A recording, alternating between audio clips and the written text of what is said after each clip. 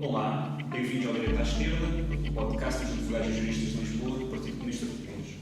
Eu sou o Luís Nunes e comigo hoje tenho Elizabeth Constantino, membro do Conselho de Deontologia de Lisboa, órgão ao qual se recandidata pela lista U, e o Rui Santos, candidato a vice-presidente do Conselho Superior da Ordem dos Advogados pela lista T.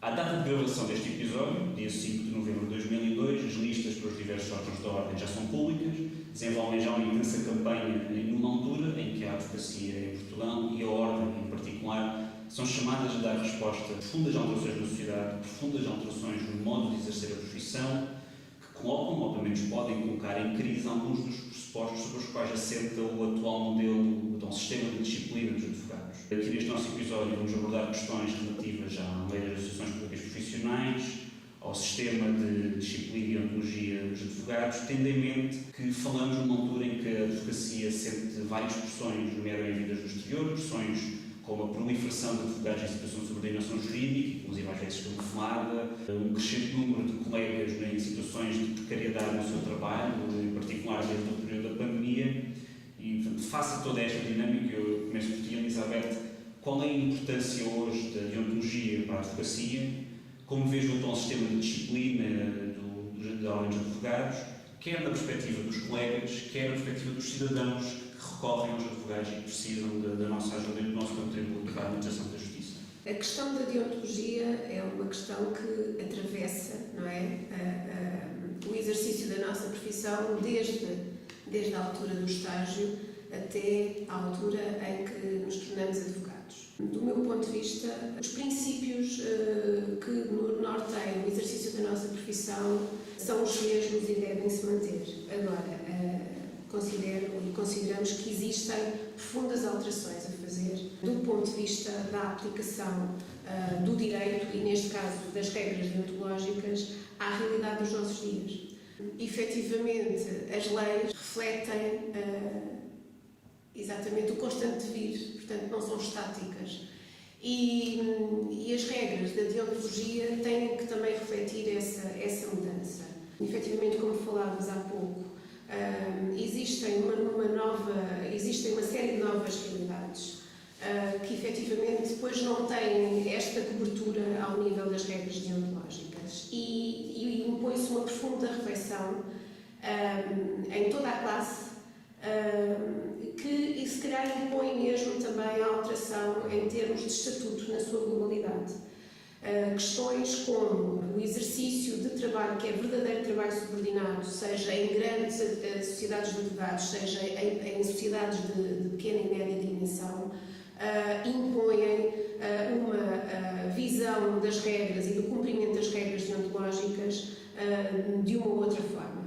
Consideramos que também o facto de termos também um crescente número de advogados estrangeiros, e coloca-se muito também esta questão ao nível do crescendo de advogados brasileiros que existem em Portugal, em que o seu método de promoção do exercício da sua atividade, portanto a publicidade e as regras de publicidade que fazem parte da ordem jurídica brasileira são muito diferentes das nossas e que também merecem essa reflexão.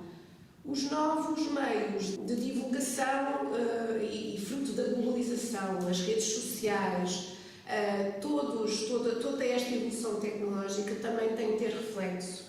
Esta constante mutação da vida também tem que ter um reflexo na aplicação das nossas regras deontológicas e aí o estatuto tem que ser adaptado de forma a que haja um maior cumprimento, não é? Mas também um maior conhecimento. Tem que haver também uma maior divulgação, não é que os advogados não saibam as regras a que estão sujeitos, mas aí existem um conjunto de novas realidades, até por inclusão destas outras realidades, que são os colegas que vêm exercer no nosso país e que têm, obviamente, que ter uma sensibilização e por parte dos órgãos da Ordem tem que haver uma sensibilização também para o cumprimento das nossas regras, porque são muito dispares, não é? Daquelas que eles já conhecem. Mas também tem que haver uma reflexão profunda por forma a atualizarmos o estatuto, as as regras da publicidade no exercício da nossa profissão, a estas novas regras, à evolução tecnológica e à forma como nos temos que todos nos relacionar. Por outro lado, convém também passar uma imagem também crescente de evocação daqueles que são os nossos princípios para a sociedade.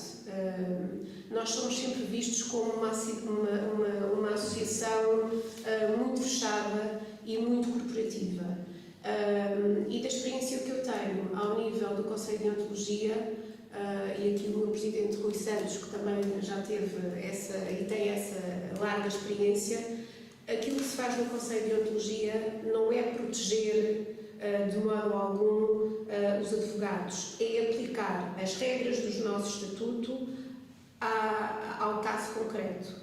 E o caso concreto é muito diferente, não pode ser generalizado como todas as normas, não é? O são. E por isso é que consideramos, e agora vou introduzir aqui outro elemento, que também merece alguma reflexão, que também é sempre um tema que é altamente contestado e que vem sempre sendo também objeto de propostas de alteração quando se fala na alteração dos estatutos, que é a eleição dos membros do Conselho de Deontologia através do método DONT. Concordo-se ou não, o que é certo é que o método DONT, da minha perspectiva, permite, com todas as coisas que possa ter conta, permite a eleição de advogados que tenham uma perspectiva, exatamente porque exercem de modo diferente, uma perspectiva muito diferente da advocacia. Portanto, tudo isso, todas essas experiências, do meu ponto de vista, são benéficas. Há advogados que exercem em prática isolada, há advogados que exercem em pequenas e médias sociedades, há advogados que exercem em grandes sociedades, há advogados que exercem em grandes centros urbanos, há advogados que exercem, digamos, em comarcas, digamos, de dimensão mais pequena.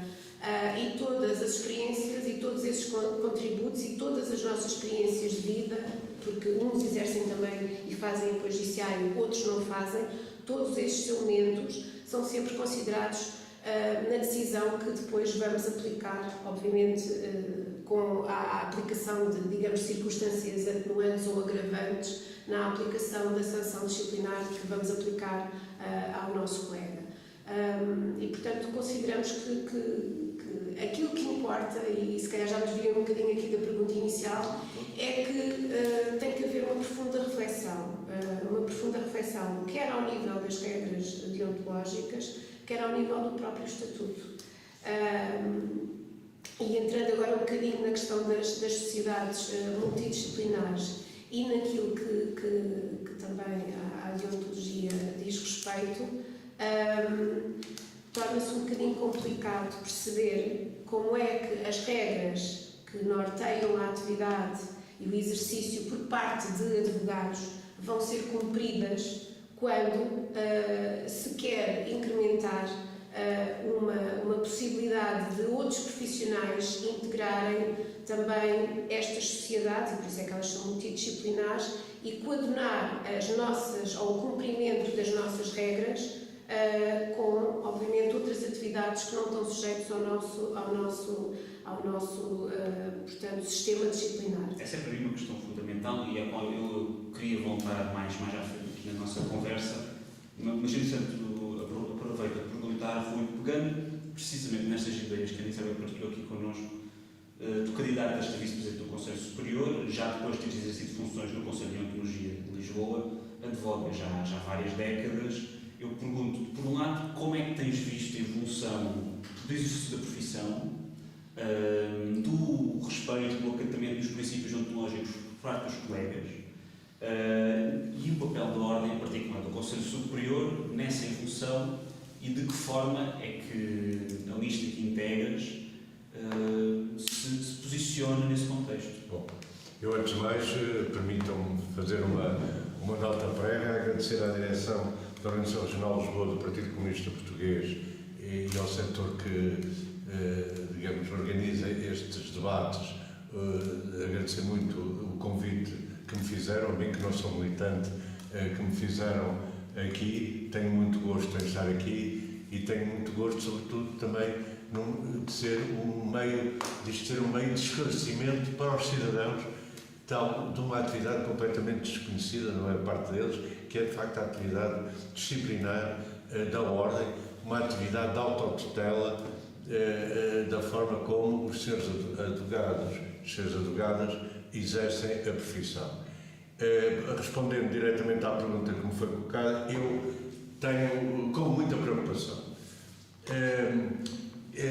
Na verdade, por razões várias que não vale a pena aqui dissecar, no meu ponto de vista, a profissão tem-se degradado, tem a ver também com uma certa peloterização de um sector da advocacia. Bem, isso é sempre uma fragilidade bastante grande.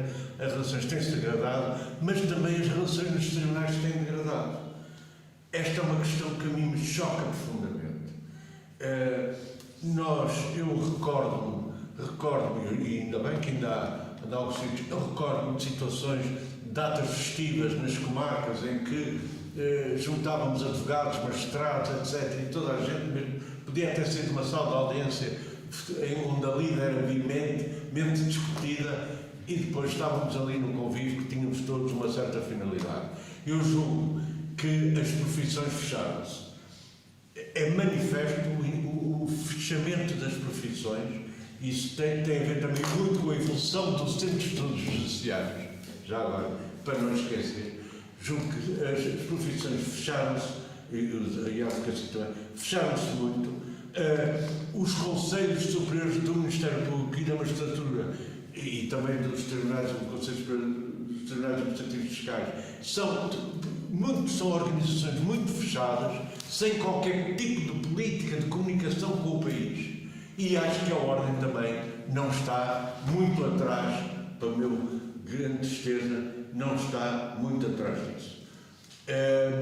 E é nessa questão que eu subscrever tudo o que a Elizabeth disse.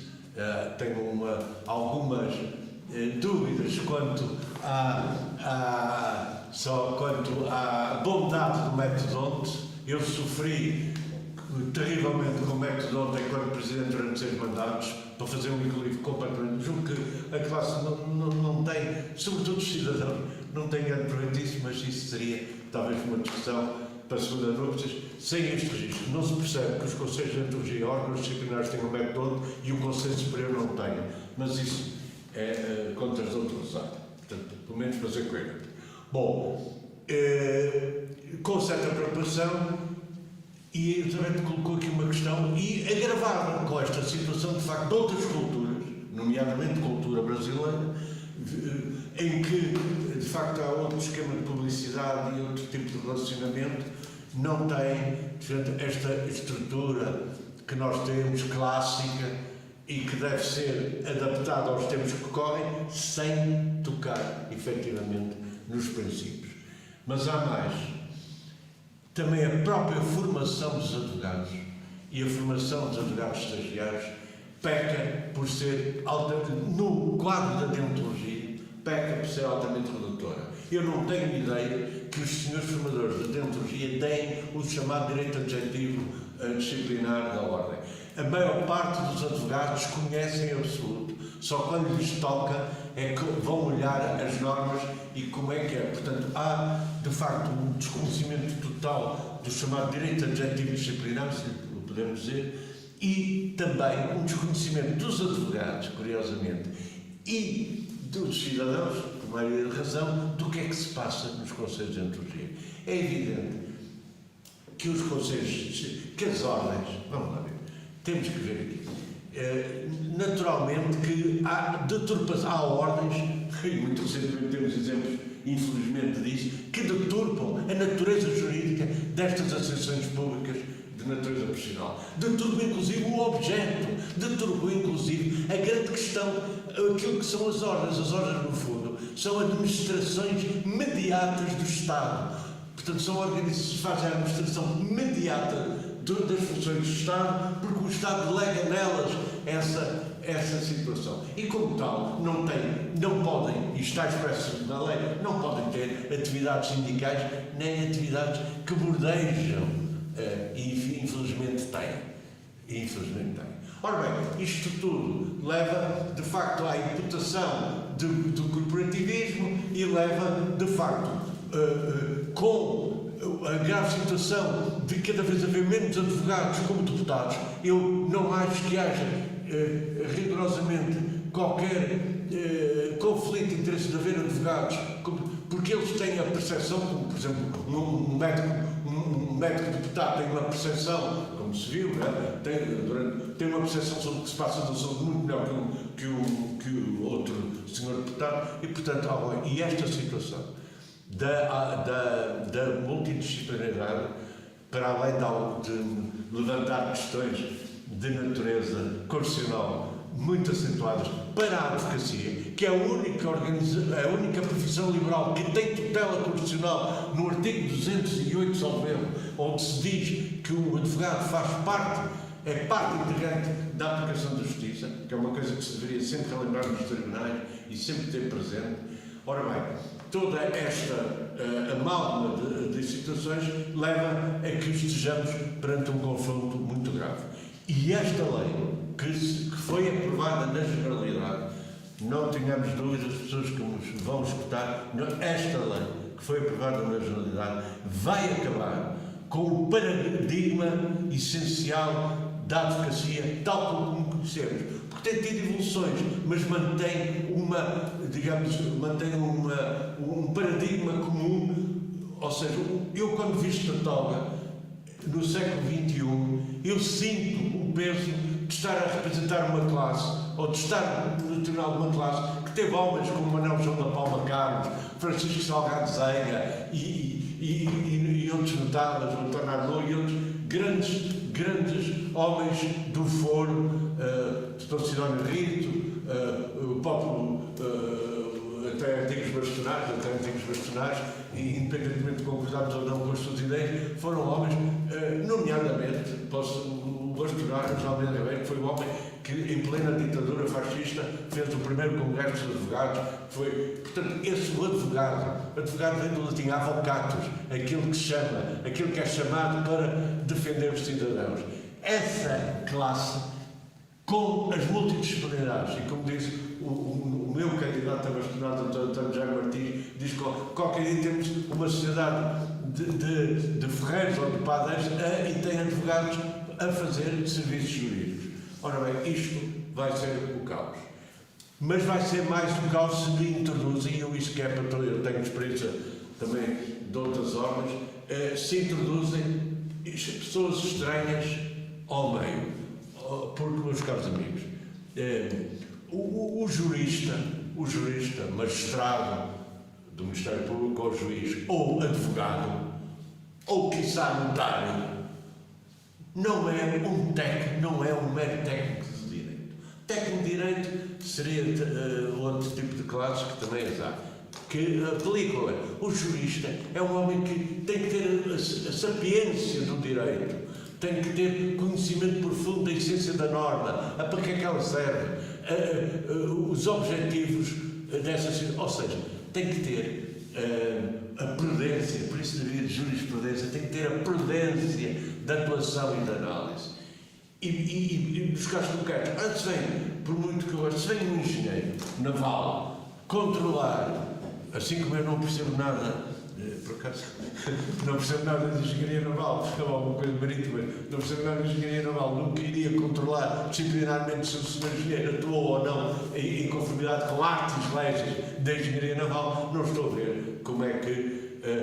há muitas vezes até próprios juristas, que não advogados, não autorizam, nomeadamente professores de direito, nomeadamente alguns senhores deputados que nunca foram advogados, não autorizam de facto a atividade concreta, o que é receber um cliente, o que é estar ali, o que é estar ao sábado de manhã ao telefone com outro cliente, como é que atuações é que tem que ter, até do ponto de vista deontológico, para além de outra grave situação, e com esta, para já termino, para deixar a minha estimada colega continuar, que é o seguinte: e o sigilo profissional?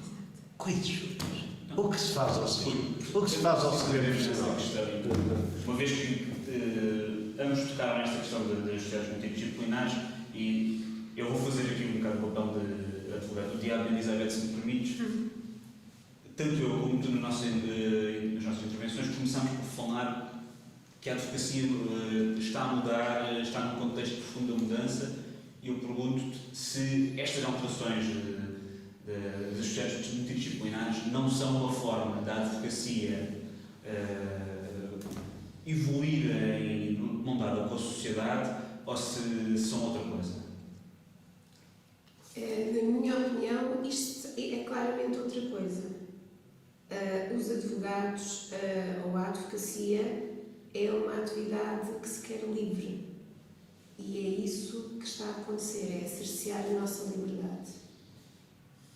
Eu não consigo conceber uma associação de advogados que trabalham com economistas em que eu estou vinculada a um conjunto de princípios e o economista não está. Essa é a questão essencial. Eu estou vinculada ao sigilo que tenho para com o cliente, o colega economista vai estar. E o ROC? O ROC é obrigado depois a transmitir algo. Isso uma forma de esvaziar de conteúdo do serviço de fiscalização? É esvaziar de conteúdo. É esvaziar de conteúdo, é isso mesmo. Ou um conselho de ontologia, pergunto eu, tendo um advogado no conselho multidisciplinar, ou um advogado está sujeito a uma série de deveres, mas pode confiar nos seus colegas não advogados para os violarem à vontade. Ou seja, violar, aliás, nem é uma violação. Lá está. Ou seja, mas porque nós, por exemplo, temos a regra que é extensível aos colaboradores do escritório, sejam secretários, a todos os colaboradores, esse dever de sigilo é extensivo a quem trabalha connosco. Mas, por exemplo, uma profissão que integre por algum motivo uma sociedade destas, que tem uma ordem própria e que tem uma regra e tem um conjunto de regras próprias, vai subordinar-se às nossas regras enquanto advogado quando ele não o é, ou vai subordinar-se às regras próprias da sua profissão? Não me parece que haja aqui uma extensão. Por um lado, podia-se fazer aqui uma extensão, exatamente como se coloca relativamente aos colaboradores do escritório, aos secretários forenses, todo o tipo de colaboradores. Mas é essa extensão que vai ser feita. Vamos ter aqui graves dificuldades na aplicação, ou melhor, até a jurisdição do Conselho de Ontologia e dos órgãos jurisdicionais a este tipo de profissionais. Por outro lado, e agora desviando-me aqui um bocadinho de outra situação, e há pouco estava a falar da questão das regras de publicidade, que também nos parecem que são regras que merecem esta reflexão. Hoje em dia também temos uma advocacia que, ainda com as regras de publicidade que temos hoje em dia, temos uma clara diferença no modo como estas regras são postas em prática. Um advogado que trabalha em prática isolada não tem as mesmas ferramentas que uma grande sociedade que tem inclusivamente gabinetes de comunicação funcionar e, portanto, tem redes sociais, todo um conjunto de profissionais que estão única e exclusivamente vocacionados para, dentro, presume-se, do cumprimento destas regras, atuarem. E isso também é um aspecto que nós, ou pelo menos eu, enquanto membro do Conselho de Ontologia, com o qual me deparo, é uma preocupação que tenho. Porque, lá está, acho que há uma série de reflexões a fazer e são questões que se vão sendo colocadas e vão sendo agravadas também por esta nova lei que se quer implementar ao nível das ordens profissionais. Há aqui ainda uma questão que também merece a nossa reflexão, que é no que diz respeito também, e isso nós verificamos ao nível da discussão em praça pública dos grandes processos mediáticos. Nós, ao nível do Conselho de Ontologia, nós somos poucos, nós somos 20 membros e não temos, contrariamente àquilo que se pode esperar, e também há uma coisa que também convém dizer, eu não sei se às vezes há colegas, e isso eu noto, os colegas não têm a noção que os relatores e quem exerce este cargo não é remunerado. Não é remunerado. Se calhar nós na ordem devíamos ter ao nível dos Conselhos de Ontologia ou dos outros órgãos jurisdicionais mais meios para isso, por exemplo, aferir da violação, porque às vezes há aqui violações que nós não conseguimos acompanhar até nas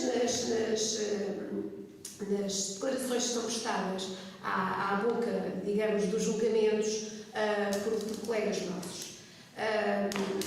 Portanto, esta questão e estas alterações, que inclusivamente o Conselho de Deontologia de Lisboa, quando da proposta, eu não posso deixar de referir isto, da proposta de alteração feita pelo Conselho Geral ao Estatuto, nos foi colocada, também nos manifestarmos relativamente a esta apreciação sumária que tem que ser feita, digamos, no âmbito destas regras, quando obviamente, havendo processos mediáticos, os colegas são chamados a pronunciar-se. Nós às vezes vemos que também aqui deveria haver aqui uma outra articulação, até com os conselhos regionais.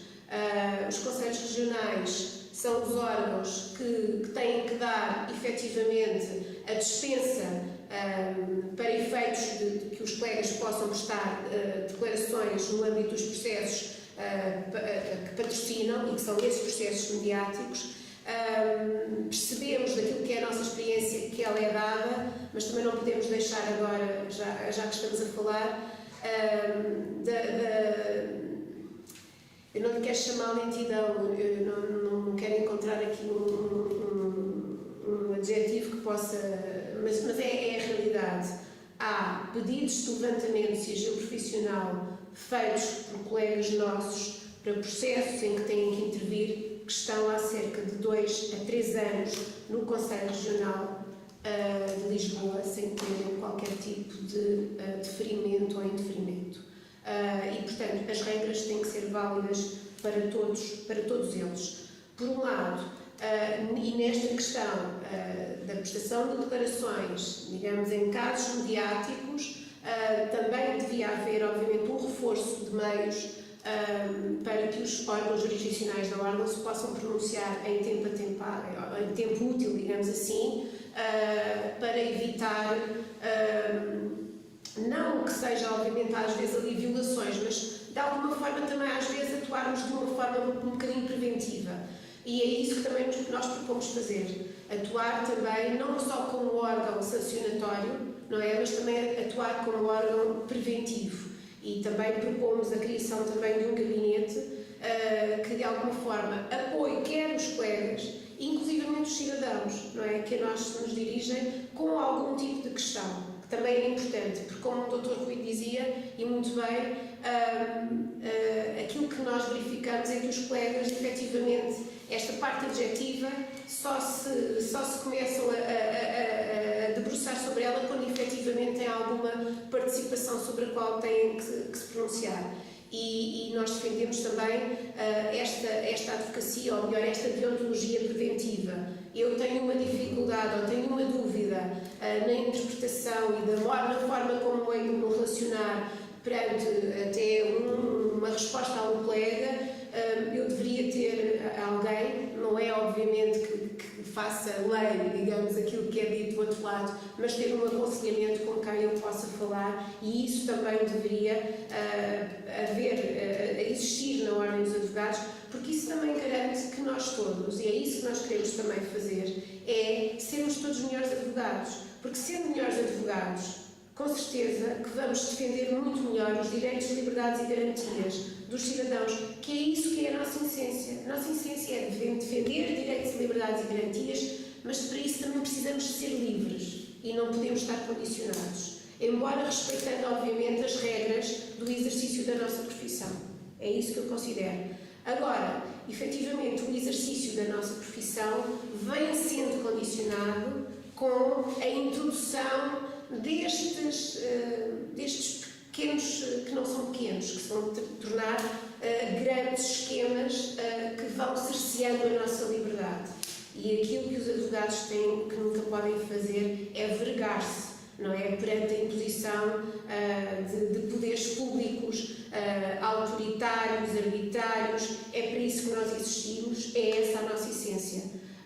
Por outro lado, também não posso deixar de referir que há uma outra vertente que me preocupa, que é do acesso dos advogados ao exercício da profissão e com a introdução na lei, na proposta que foi votada pelo Conselho Geral, de limitar o acesso à profissão por parte dos advogados. E esta questão que eu quero introduzir tem também a ver com a questão das sociedades multidisciplinares.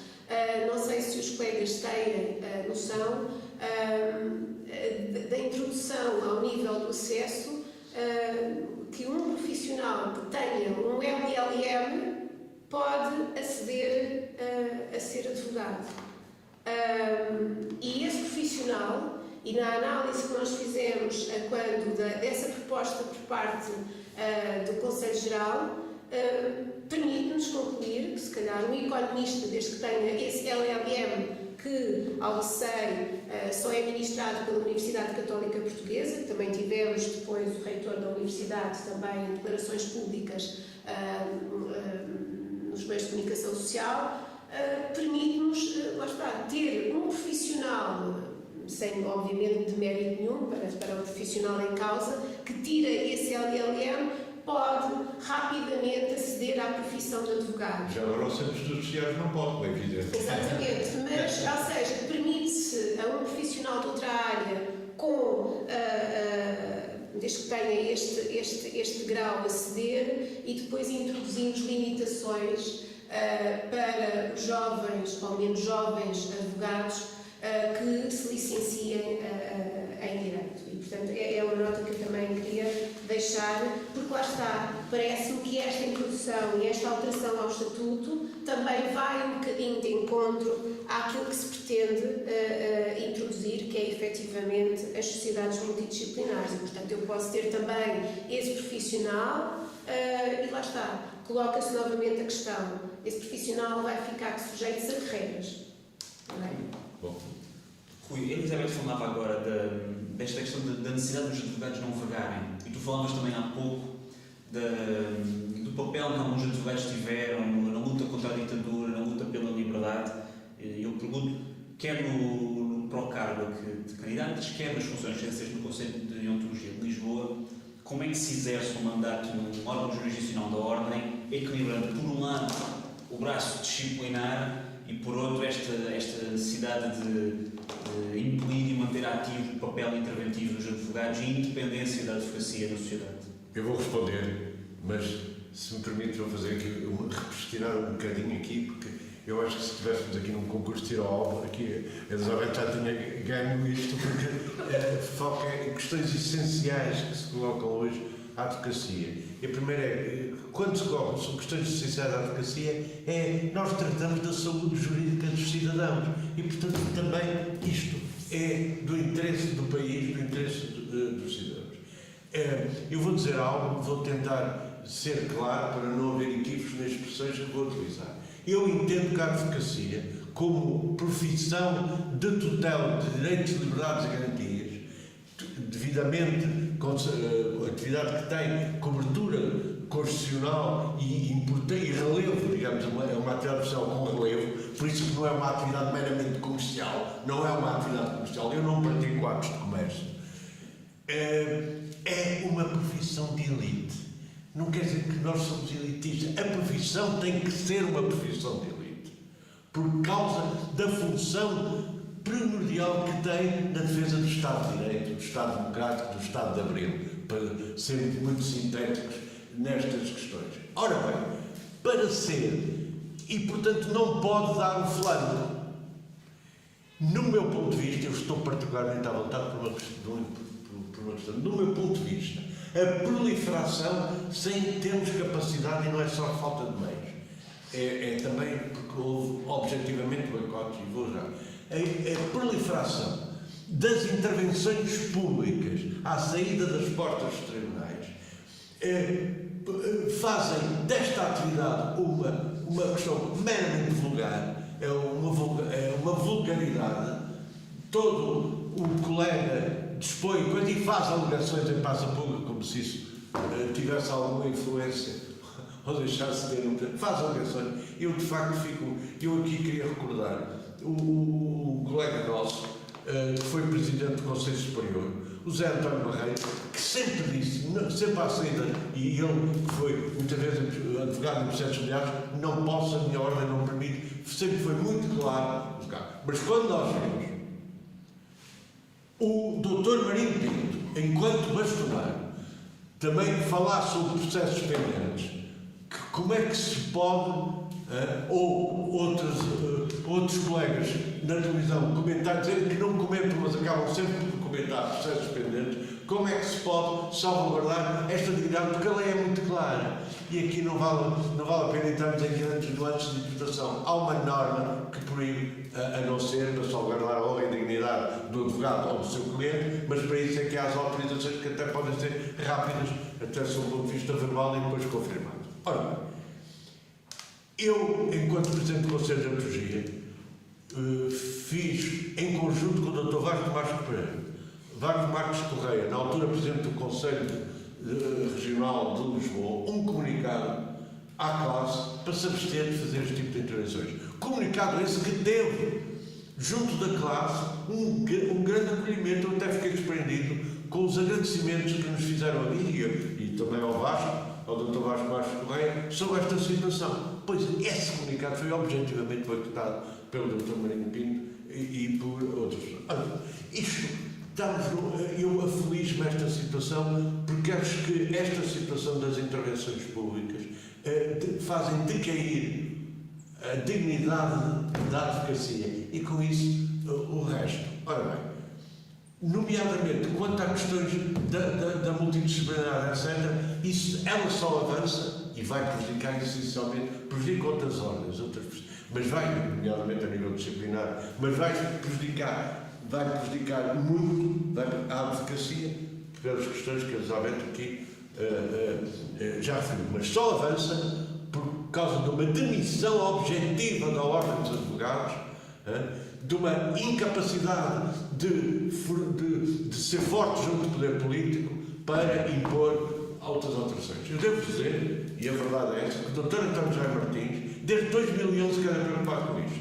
E eu e o Dr. António José Martins tivemos contactos com vários advogados, deputados de todos os partidos. Lembro-me que, inclusive, aqui do Partido Comunista Português foi com António Felipe. E esta primeira tentativa de implementar multidisciplinares ficou em águas de bacalhau. Está agora mais forte. E não vejo grande respaldo. Como é agora, indo à pergunta. Bom, o nosso programa da lista T tem algo de novo, que aliás, de certo modo, foi na prática enunciado aqui por Elizabeth. Pela primeira vez há um Conselho Superior, portanto, que é o órgão máximo disciplinar que não se fica por cumprir a tarefa de apreciar recursos, julgar em primeira instância, disciplinar antigos membros de órgãos ou promover laudos. Não se fica por aí. Apresenta um programa. Tem um programa que não é só meramente isto. Tem um programa preventivo, tem um programa também para comunicação com os outros conselhos de ontologia, para uma certa unificação de alguns princípios e regras, tem um programa de aprofundamento, de formação para os advogados, relativa, porque todas as profissões têm informações, têm que ter uma formação sobre. Não, era aflitiva, não sei. Eu lembro que às vezes havia colegas muito bons juristas, mas que não faziam a mínima ideia da forma como o que é que lhes podia acontecer, e só mesmo em cima é que se apercebiam que tinham até processo de idoneidade, que é outra situação, não é para aqui chamar, mas que tem que ser de facto um bocado prevista a esse tipo. Bom, então o Conselho Superior tem um programa para isso, mas também tem um programa de comunicação das suas decisões, quer aos advogados, quer ao povo português, porque no fundo tem que ter um programa de comunicação. E nós temos esse programa, a doutora Ana Sofia Sá Pereira, que é candidata pela lista T ao Conselho Superior, porque eu sou o primeiro vice, temos esse programa e estamos empenhados nessa situação. Espero que a classe veja a relevância e a diferenciação que vamos ter relativamente a todos os antigos Conselhos Superiores e, nomeadamente, o relacionamento que vamos ter com a direção com o Conselho Geral e com o Sr. Bastonário, no que concerne, como a Elizabeth disse, nós temos que ter meios e há um meio, nós não podemos estar a mendigar, não temos que mendigar ao Conselho Geral. Nós temos uma função essencial porque é aqui, é na disciplina que está a autotutela. E se a autotutela falha como tem falhado, dá origem que o Governo e apresenta projetos deste teor e quer introduzir, pior vai ser, seria, o caos seria pior ainda que ser, só quem não percebe rigorosamente nada da atividade disciplinar da advocacia, que não é brilhante, não por culpa dos conselhos, mas que tem estes problemas todos, e do Conselho Superior, que é só quem não entende como é a atividade disciplinar, como é que é o relacionamento cliente/advogado, é que pode conceber situações dessas. Eu espanto-me, e não posso deixar de dizer, eu espanto-me porque, ao que sei e que me recordo, o Sr. Primeiro-Ministro ainda foi advogado e devia ter a percepção que isto não pode ser, que isto não tem cabimento nenhum. Isto aqui não é uma visão corporativista como nos ataca. Isto é uma visão de defesa, de facto, de uma correta administração imediata do Estado. Que outras ordens possam desviar-se da questão essencial das associações públicas, isso é com elas. Agora, é inconcebível que uma das mais antigas e prestigiadas associações públicas, como é o caso da Ordem dos Advogados, esteja pelas ruas da amargura. Eu não sei se respondi totalmente à questão como é que vou exercer, como é que só o Conselho Superior tem outra função, que é dar laudos. Um advogado que paga a sua cota e que depois ainda por cima tem que pagar 700 e tal euros para pedir um laudo à ordem, não pode esperar 5 meses, 10, 1 ano, não pode. Tem que ter um prazo máximo e nós propomos, ainda não está delineado, um prazo máximo para dar laudo. Portanto, e sou pena de facto também de pedir responsabilidades a quem tinha que dar laudo e não deu. Eu nem quero narrar experiências que eu tenho de processos no Conselho Superior, não de laudos atrasados e até de recursos esses que muitas vezes não têm só natureza disciplinar, porque uma decisão do Conselho Regional sobre a não admissão, por exemplo, de um advogado estagiário é passível de recurso para o Superior e, portanto, tem que ser dado. A vida das pessoas não pode estar dependente, é isso, não pode estar dependente, e um advogado não pode estar dependente desta situação. Last but not least, para terminar, esta preocupação, sobretudo, com a entrada maciça de colegas brasileiros na advocacia, tem que ter, de facto, um acompanhamento formativo, porque como já se disse aqui, a realidade é diferente. Porque senão estamos a construir um edifício muito bonito e estamos ao mesmo tempo a torpedeá-lo nos seus alicerces. Não vale a pena. Eles são pessoas excelentes, gosto imenso, têm aquela retórica lindíssima do linguajar brasileiro, da língua portuguesa do Brasil, com uma argumentação muito forte, têm que ser enquadrados, porque eles não têm. Eu dizia que lá se questões da publicidade é outro problema. E isso aí é um problema que tem que ser visto, porque nós temos realidades diferentes. Nós temos realidades muito diferentes. E nós também sabemos, eu também tenho que ser objetivo nisto, que uma grande sociedade portuguesa também não pode estar a perder em relação a sociedades de advocacia estrangeiras que entram cá, que fazem as publicidades que querem, e mesmo as grandes sociedades portuguesas, eu não tenho nada contra as grandes sociedades. Nada. E as grandes sociedades portuguesas também não podem estar, portanto, em desvantagem quando se confrontadas em congressos internacionais com sociedades internacionais. E não só da União Europeia, também anglo-saxónicos, etc. Só queria fazer também aqui uma referência ao facto do Dr. Rui ter dito, e eu já tinha falado também, da questão de, para isto tudo ser melhor operacionalizado, não é? E no fundo a nossa tutela, não é? Sancionatória tem que funcionar ordem, precisamos de nos organizar. E os órgãos precisam de comunicar, na sequência daquilo que o Dr. Rui estava a dizer. Neste mandato, nós não tivemos sempre dificuldades em falar, quer com o Conselho Geral, quer com o Conselho Regional, quer com até o próprio Conselho Superior.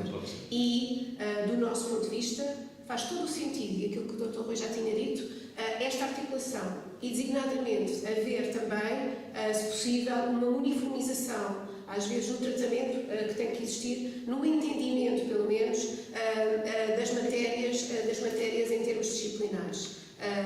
Nós não somos órgãos disciplinares, um de primeiro grau, digamos assim, outro de segundo, mas o que é certo é que tem que haver também este critério um bocadinho mais uniforme e para isso precisamos de comunicar.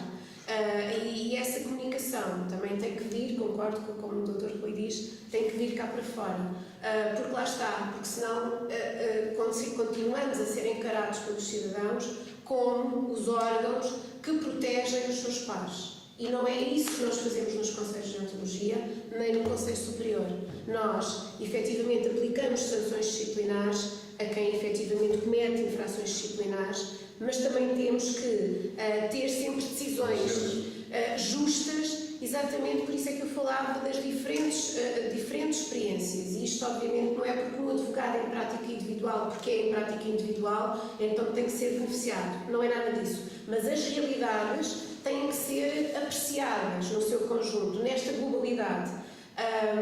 E é isso que nós pretendemos, é tomar decisões que são a aplicação estrita das regras que estão definidas no nosso Código, que obviamente já aqui falámos que precisam ser revistas e ser melhoradas e serem um reflexo da nossa sociedade para também fazermos mais e melhor, para defender mais e melhor os nossos clientes. Agora, uma questão muito importante relativamente aos conselhos de deontologia, que há divergências, é o problema da liberdade de expressão do Sr. Advogado. Nós temos que encarar a liberdade de expressão do Sr. Advogado dentro da função que lhe compete. E eu aí subscrevo na íntegra essa brilhante anotação ao velho estatuto da Lei 84/84, feita por esse grande advogado que foi o Dr. Alfredo Gaspar. E portanto, quer na anotação que ele faz sobre a liberdade de expressão, em que algo que o advogado pode utilizar, se fosse fora do contexto do exercício do patrocínio, poderia configurar uma difamação e injúria e que ali não pode configurar. Porque depois há uma questão que então a ordem aí não pode colaborar, é na autocensura do advogado. Isso é a pior coisa que pode acontecer. A autocensura do advogado, com receio que o Sr. Juiz vá participar dele, não pode, porque isso aí, então, nessa altura, a alma da toga vai-se embora e melhor é a pessoa pendurar a toga e sair. Eu julgo que estas minhas palavras já deve ser, é um bocado, é um toque que sou a advocacia tem. Não, eu não sou o toque da advocacia. Eu vi, eu aprendi, eu assisti e tive formação com estes grandes advogados que me encantavam, homens de grande envergadura cívica. Estou-me a lembrar do Zé Augusto Rocha, o meu amigo, um advogado que foi detido em plena função no Tribunal Plenário, foi detido quando estava a defender réus políticos, foi detido lá dentro, e outros, ainda estão alguns vivos. Um grande abraço ao Dr. Sousa Lourdes, por exemplo. São indivíduos que nós não podemos ignorar o seu grande legado, nem podemos ofender esse legado. Essa é que é a grande questão da advocacia portuguesa. Infelizmente, e que se põe a democratas. Não, e muitos deles tiveram um papel absolutamente essencial junto de tantos camaradas meus, tantos militantes lá, tem bastante português que... Eu citei um bocado uma, nós vamos para o Carlos, Zenha, entre outros. É verdade. E assim chegamos ao fim do nosso episódio. Muito mais haveria para tratar, mas infelizmente não há tempo para mais. Quero agradecer à Elizabeth e ao Rui terem passado este tempo connosco, terem prestado estes esclarecimentos. Não apelo ao voto, porque o voto é obrigatório para os advogados, mas apelo aos advogados a que se informem, que ouçam e leiam o que as diferentes listas para os diferentes órgãos propõem e que votem em consciência para uma advocacia melhor e para um país melhor. Muito obrigado e até à próxima. Obrigado.